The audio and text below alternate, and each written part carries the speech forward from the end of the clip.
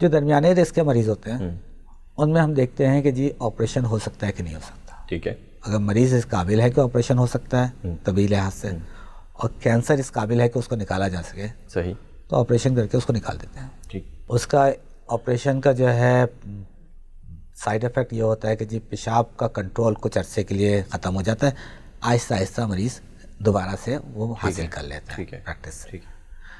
اگر اس اسٹیج سے بھی بیماری باہر نکل گئی, ہائی رسک ہو گیا لیکن لوکلائز, ابھی پھیلا نہیں ہے, تو ہم اس کو شعاؤں سے, ریڈیشن سے ختم کرتے ہیں. شعائیں ایک طریقہ علاج ہے کینسر کا, جس میں جیسے ایکس رے کی مشین ہوتی ہے, ہاں ریڈیشن تھراپی, ان سے جو ہے بیماری کو ختم کرتے ہیں, ساتھ میں کچھ ہارمونل ٹریٹمنٹ بھی دیتے ہیں. ٹھیک ہے. تو یہ 3 علاج ہو گئے بیماری کو ختم کرنے, 2 علاج بیماری کو ختم کرنے. اگر بیماری پھیلی ہوئی ہے, جیسے ہڈیوں میں چلی گئی, پھیپھڑوں میں چلی گئی, تو پھر ظاہری بات ہے اس کے لیے پھر ہارمونل ٹریٹمنٹ ہوتا ہے, کیونکہ یہ جو کینسر ہے پروسٹیٹ کا ہے, یہ مردانہ ہارمون ہوتا ہے ٹیسٹوسٹیرون, اس پہ ڈپینڈنٹ ہوتا ہے. تو ہمیں اس کے سورس کو ختم کرنا ہوتا ہے, یا تو انجیکشن کے ذریعے اس کو بند کریں اس کے پروڈکشن کو, یا آپریشن کے ذریعے اس کے پروڈکشن کو کم کریں. اس سے بیماری کنٹرول میں آ جاتی ہے. اس کے ساتھ ہم مزید کچھ دوائیں دیتے ہیں تاکہ وہ مزید کنٹرول میں رہے. اور یہ جو PSA کا ٹیسٹ ہے, پروسٹیٹ اسپیسیفک اینٹیجن بلڈ میں, یہ ہمیں بتاتا ہے کہ جی ہمارا علاج کام کر رہا ہے یا فیل ہو گیا. جب تک وہ نیچے جا رہا ہے اس کا مطلب بہتر ہے, جہاں یہ اوپر ہوا وہاں ہمارے کان کھڑے ہو جاتے ہیں کہ بھائی کچھ گڑبڑ ہے, بیماری دوبارہ سر اٹھا رہی ہے, اس کو دوبارہ سے دیکھنا پڑے گا. ٹھیک ہے, ٹھیک ہے. تو یہ طریقہ کار ہے علاج کا پروسٹیٹ کینسر.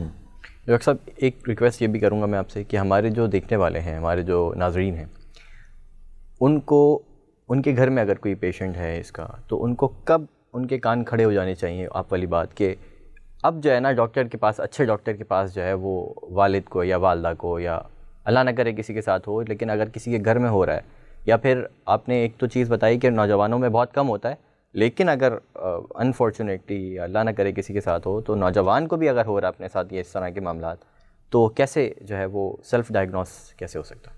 اچھا, پروسٹیٹ کینسر کو ڈائگنوز کرنا, ایک تو یہی میں نے جیسے بتایا کہ جی پیشاب کی دھار میں پرابلم ہو یا فریکوینسی بڑھ جائے. دوسرا ہے کہ کبھی کبھی پیشاب میں خون آئے تو بھی یہ ایک علامت ہوتی ہے کہ پروسٹیٹ کینسر ہو سکتا ہے. جب بیماری لیٹ اسٹیج کی ہو جاتی ہے اور ہڈیوں میں پھیل جاتی ہے, تب مریض جو ہے وہ پیشاب کے سمٹم سے نہیں آتے, ہڈیوں کے درد کی وجہ سے آتے ہیں. اور جب انویسٹیگیٹ کرتے ہیں ہم تو پتہ لگتا ہے کہ جی پروسٹیٹ کینسر ہے جو پھیل گیا. تو اس لیے پروسٹیٹ کینسر کو ارلی اسٹیج میں پکڑنا ذرا مشکل کام ہے. ٹھیک ہے, علامات نہیں ہے بڑی کوئی. ہاں, ایک چیز ہوتی ہے اسکریننگ. اسکریننگ یہ ہوتی ہے کہ جی آپ کینسر کو کسی ٹیسٹ کے ذریعے ارلی اسٹیج میں پکڑ سکتے ہیں یا نہیں. آپ نے سنا ہوگا کہ بریسٹ کینسر میں میموگرام ہوتا ہے. بالکل. اس سے آپ بہت ارلی اسٹیج میں بریسٹ کینسر پکڑ لیتے ہیں, ایون اسٹیج 0 میں. رائٹ. پروسٹیٹ کینسر میں 2 چیزیں ہیں, ایک PSA کا ٹیسٹ اور ایک معائنہ پروسٹیٹ کا جو پخانے کی جگہ سے کیا جاتا ہے. اس سے آپ پروسٹیٹ کینسر کو ارلی پکڑ سکتے ہیں. ٹھیک ہے. لیکن وہی بات جو میں نے پہلے کی کہ کچھ لوگ اس کے حق میں ہیں کہ جی یہ ہر سال کرنا چاہیے, اور اگر مریض کا PSA بڑا ہو یا کچھ چیز نظر آئے تو ٹیسٹ کرنا چاہیے. ٹھیک ہے. کچھ لوگ اس کے حق میں نہیں ہیں کہ جی ہم بلا وجہ کینسر ڈائگنوز کریں گے جس کا مریض کو فائدہ نہیں ہوگا اور علاج کا نقصان ہوگا اور شاید پریشان ہو جائے. تو یہ کنٹروورشل چیز ہے. ٹھیک ہے. کچھ لوگ اس کو کہتے ہیں کرنا چاہیے, کچھ لوگ کہتے ہیں نہیں کہنا چاہیے. رائٹ. آل رائٹ ڈاکٹر صاحب, بہت شکریہ, آپ نے انتہائی قیمتی اور مفید معلومات ہمارے ساتھ شیئر کی, ہمارے ناظرین کے ساتھ شیئر کی. ناظرین, یہ تھا ہمارا آج کا پروگرام.